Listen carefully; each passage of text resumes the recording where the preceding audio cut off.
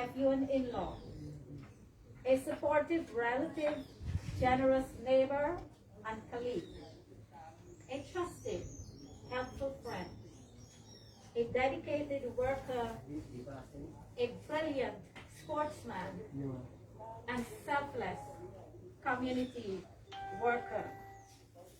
Time can never fade the memory of this gentleman.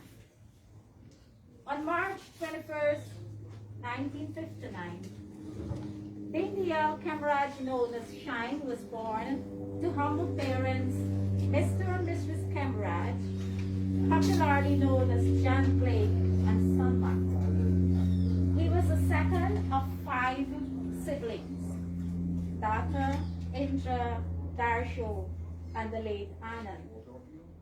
He acquired both primary and secondary education. Like his siblings, they were all exposed to a life of hard work, strict discipline, lots of love, and high morals and values. According to his sister, Dartha, her brother was very hardworking. He assisted with the domestic chores at home, the washing, scrubbing, cooking, cleaning. He helped to look after the other siblings, and he even, at a tender age, he worked part-time at a poultry farm. And when life was tough for her and her kids, he took care of them all. She said her brother was very caring, supportive, and good to her. He could never be replaced. Gone too soon, she whispered sadly. Shan commenced his full-time career, with Guy Supple at LBI Estate, executing his duties with utmost commitment, loyalty, and pride. He worked his way up to becoming a supervisor. He later rendered his service as a part-time worker with LBI Better Hope and Lucy. He was a dedicated worker who gets along fine with his co-workers. He was a kind gentleman who always tries to give guidance, advice, and help to others. With regards to his union with Patricia, his wife, when I asked her how they first met, and if their relationship was a matchmaking one, or one that developed through courtship, through her pains and grief, Patricia managed to smile.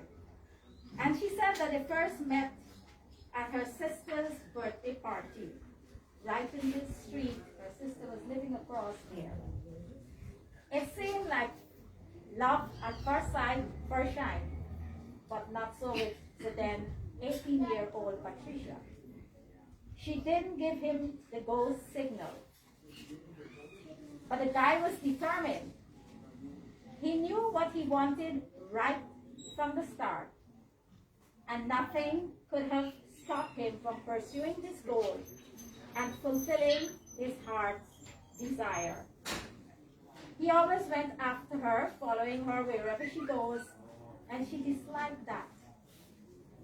Realizing the degree of his love in due course of time, one day Patricia said to him, "I have a home and I have parents." See the value and the moral of girls long ago? I have a home and I have parents. This was like winning the lottery for him. And the reaction of Patricia sure made her parents proud. Her dad didn't have to do much investigation, since they were both employed at the same estate. He recommended him as a very good boy. Wedding arrangements began on August 3rd, 1983. I hope I got that correct. Approximately 38 years ago, they got married. According to Patricia, he was such a loving, understandable husband. They never had any major problems, nor did they ever separate. 38 years of marriage. and never separated. And they didn't have this long courtship. He was never controlling. He trusted her. They trusted each other. He gave her her freedom, and their life was wonderful to the end.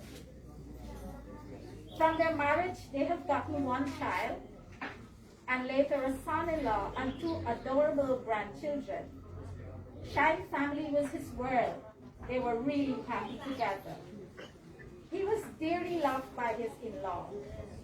He was a respectable man. He would show respect to his in-law as much as he respected his own parents. And they adore him, not as a son-in-law alone, but as a son. Outside the parameters of his family life, Shine was a known professional cricketer and umpire. He dedicated his time to train many youths in the area. He was an inspiration to many. His nephew Leo, an avid player himself, could attest to this fact, and we may hear from him through a tribute later. In his moments of relaxation, Shine always enjoyed listening to remixed old Indian souls, Shahunga Megtaji, and all those songs, those oldies. Most importantly, Shine was baptized and lived the life according to the dictates of the Lord. He never disrespected the beliefs and culture of other religions. In the last few weeks of his life, he became very ill and had this in-depth feeling that he wouldn't make it, that he would die. He told his wife that Jesus opened his arms and is calling him, and he repeated that over and over again. On the morning of May 11, around 9 hours, Shine breathed his last and left this world peacefully.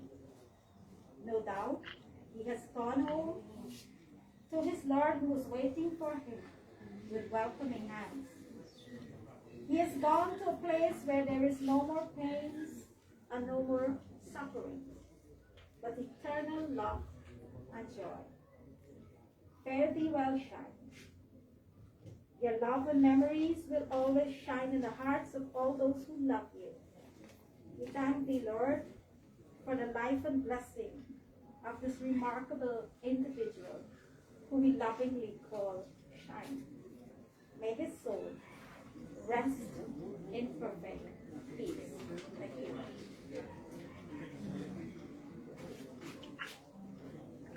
Leo, the nephew, is here and he will do a tribute.